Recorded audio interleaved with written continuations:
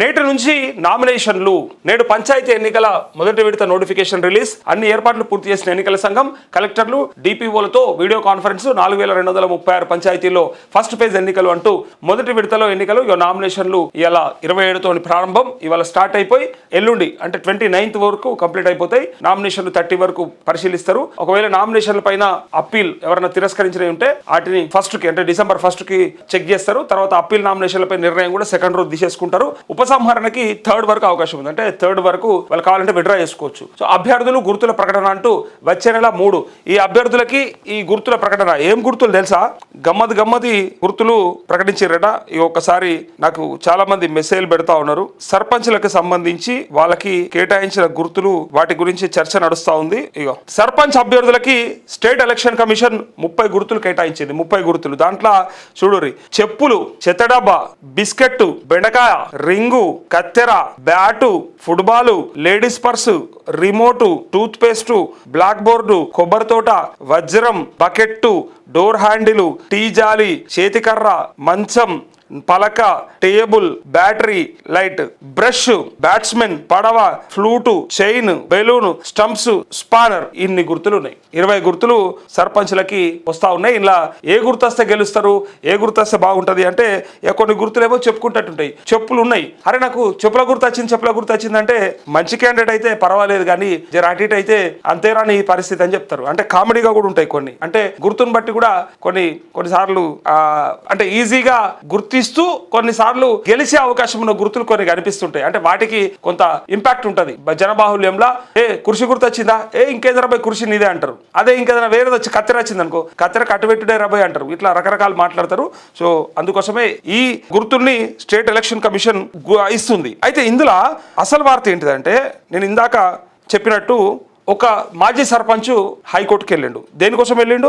ఈ ఎలక్షన్స్ పైన. మళ్ళీ హైకోర్టుకి వెళ్ళారు. అరే అదేంది అయితేయా కాదా మళ్ళీ ఎన్నికలు, ఇదేం లొల్లి, ఇదేం పంచాయతీ అంటే 17% మించడం లేదని రిజర్వేషన్లు ఎవరికి? బీసీలకి. సో జీవో 46కి అది విరుద్ధం కదా, మరి అట్లాంటప్పుడు ఎందుకోసానికి ఊరుకోవాలమేమని హైకోర్టులో పిటిషన్ దాఖలు చేసిండు ఒక పెద్ద మనిషి. సంగారెడ్డి జిల్లా చెందిన మాజీ సర్పంచ్ ఆగమయ్య. ఆయన ఏమంటారంటే 613 గ్రామ పంచాయతీలు ఉండగా 117 స్థానాలు మాత్రమే మరి బీసీలకు కేటాయించారు కదా అని చెప్పి పిటిషనర్ తరపు న్యాయవాదులు దాఖలు చేశారు. అయితే చేస్తే ఈ వాదనలను విచారణను రేపటికి వాయిదా వేసింది కోర్టు. సో దీన్ని బట్టి కొంతమందికి మళ్ళీ అనుమానం, మళ్ళీ కోర్టుకు పోయారట కదా, మళ్ళీ ఎన్నికలు అయితే మళ్ళీ కావా అంటే తక్కువ ఉంటే ఎట్లయినా అయితే, ఎక్కువ ఉంటేనే కష్టం. ఇక్కడ ఎక్కువ ఉంటేనే కష్టం, తక్కువ ఉంటే ఎట్లయినా అవుతాయి. ఎందుకంటే వాళ్ళకు కూడా తెలుసు అది దాంట్లో పెద్ద ప్రాబ్లం ఏం లేదు అని. తగ్గించడం పట్ల ఎక్కడ కూడా అభ్యంతరాలు పెద్దగా ఉండవు. ఓన్లీ వస్తే జనం నుంచి వస్తాయి. కానీ జనం ఏమి ఇప్పటికిప్పుడు రోడ్ల మీదకి వచ్చి మాకెందుకు తక్కువ ఇచ్చిర్రు, మా వాటా ఎందుకు రాలేదని అడిగేటట్టు ఉన్నారా? అసలే ఎన్నికలు లేక ఆగమైపోతారు చాలా మంది. కాబట్టి ఎవరైతే నాయకులుగా చలామణి అవుతున్నారో వాళ్ళకి ఎన్నికలు వస్తేనే బాగుంటది, కానీ ఎన్నికలు ఆపాలని మాత్రం ఉండదు కదా. సో ప్రజలైతే రారు కాబట్టి ఇక ఏదో ఒకటి ఈసారికి అయితే నడిపిద్దామని చెప్పి. కానీ ఎంత మోసం, ఎంత దగ,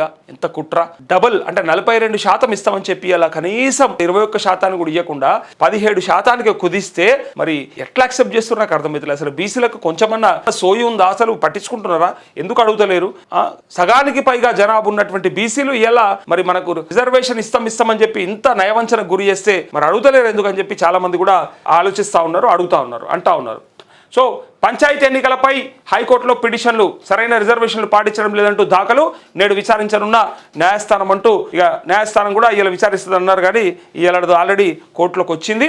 రాగానే దాన్ని రేపటికి వాయిదా వేసారు. నేను అదే చెప్పబోతున్నా, అదే బ్రేకింగ్ న్యూస్ అది. ఇదేమో ఇలా విచారిస్తారని తెలిసింది, బట్ ఇలా విచారించట్లేదు, రేపటికి వాయిదా పడ్డది. అయితే ఇక్కడ పంచాయతీ ఎన్నికలకు సంబంధించి మొదటి విడత నోటిఫికేషన్ నేడు విడుదల కానుంది. రాష్ట్ర ఎన్నికల సంఘం జిల్లా స్థాయిలో కలెక్టర్లు, గ్రామ పంచాయతీల స్థాయిలో రిటర్నింగ్ ఆఫీసర్లు నోటిఫికేషన్ విడుదల చేయనున్నారు. మొదటి విడత ఎన్నికల్లో భాగంగా 31 జిల్లాల్లో 189 మండలాల్లో 4236 సర్పంచ్ స్థానాలకు, అట్లే 37,440 వార్డులకు ఎన్నికలు నిర్వహించనున్నారు అంటూ ఇది ఎన్నికలకు సంబంధించినటువంటి వార్త. ఇటు ఒక పక్కనేమో ఎలక్షన్స్, నామినేషన్స్ జరుగుతూ ఉన్నాయి, ఇంకో పక్క కోర్టులో పిటిషన్ దాఖలైంది. బట్ ఆ పిటిషన్ వల్ల పెద్దగా అయ్యేదేం లేదు, ముందుకే పోతా ఉన్నారు. బట్ రేపు ఆ విచారణలో తేలుతుంది అన్న జరిగే అవకాశం ఉందా, మరి ఇంకేమన్నా మళ్ళీ గతంలో జరిగినట్టే జరుగుతుందా, ఇట్లాంటివన్నీ కూడా కొంత చర్చ చేస్తున్నారు. కానీ ఈసారి అట్లాంటి ఇబ్బంది ఏం లేదని చెప్పి కొంతమంది లీగల్ ఎక్స్పర్ట్స్ కూడా చెప్తా ఉన్నారు. సో ఇక్కడ అసలు ముచ్చట ఏంటంటే, మీ గ్రామంలో మీకు సరైన నాయకుడిగా ఎన్నుకోవాలనుకుంటే అంటే ఎవరినైనా ఎన్నుకోవాలనుకుంటే ఒక్కసారి క్యాండిడేట్లని వాళ్ళ గతంలో వాళ్ళు చేసిన పనులని పైగా వాళ్ళకున్న అనుభవాన్ని ఇట్లాంటి వాటన్నిటిని కూడా లెక్కలకు తీసుకోండి. అంతే తప్ప ఆశ ఉన్నోని గెలిపియకుండ్రి, జర ఆశయం ఉన్నోని గెలిపియండ్రి. ఎవరైనా సరే ఏ గ్రామంలో అయినా సరే ఆశ ఉన్నోని కాదు ఆశయం ఉన్నోని గెలిపియండ్రి. వాడేమన్నా మీకు ఉపయోగపడతాడు, మీకు పని చేసి పెడతాడు, పైగా ప్రజలకు అందుబాటులో ఉంటాడు. ఇక ఆశ ఉన్నోనికి ఏముంటుంది, బరాబర్ సంపాదించుకోవాలి, ముళ్ళె కట్టుకోవాలి, మూట కట్టుకోవాలి, వాడు బాగుపడాలి. సో అవకాశం ఇచ్చిండ్రు కదా అని చెప్పేసి ఇక దున్నుకునేటోళ్ళు ఉంటారు. కాబట్టి వాడిని ముందే ఆ దొంగని గుర్తించుండ్రి. నిజంగా ఆశయం కోసం పనిచేసేటోడు ఎవరన్నా ఉంటే, నిజంగా వాళ్ళకైనా లక్ష్యం ఉంటే ఈ గ్రామాన్ని కానీ మన ప్రజలని కానీ డెవలప్ చేద్దాం, పైకి తీసుకొద్దాం, ఇంకా గొప్పగా మన ఊరిని తీర్చిదిద్దుకుందామని ఎవరికైతే ఉంటుందో ఆ సంకల్పం, వాళ్ళని మాత్రమే గెలిపించుకోవడానికి ప్రయత్నం చేయండి. డబ్బు చూడకండి, కులం చూడకండి, మతం చూడకండి. ఎవరైనా సరే ఎక్కడికి జెండర్ కూడా చూడకండి. ఎవరైనా సరే మీకు బాగు చేస్తారని కనుక నమ్మకం అనిపిస్తే, బాగు చేస్తారనిపిస్తే వాళ్ళకే ఓటేయండి తప్ప అనవసరంగా అటు ఇటు వేసి తర్వాత బాధపడకూడదు. ఎందుకంటే ఇప్పటికే చాలా అట్లా ఇట్లా నష్టపోయినామని అంటూ ఉంటారు. మళ్ళీ ఈ 5 ఏళ్ళు కూడా కింద మీద కాకూడదు అంతే.